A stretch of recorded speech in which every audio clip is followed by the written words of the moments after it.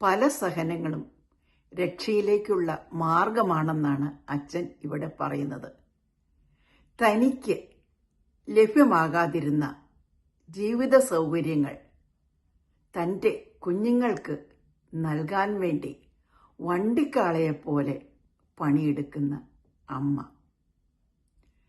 പെങ്ങളുടെ കല്യാണാവശ്യത്തിനുള്ള പണത്തിനായി ബ്ലേഡ് കമ്പനിയുടെ കൗണ്ടറിന്റെ മുമ്പിൽ തലകുനിച്ച് നിൽക്കുന്ന ചെറുപ്പക്കാരൻ, രാത്രിയിൽ എപ്പോഴോ വരുന്ന സഹോദരന് വേണ്ടി അത്താഴമൊരുക്കി കാത്തിരിക്കുന്ന ഒരു പെങ്ങൾ.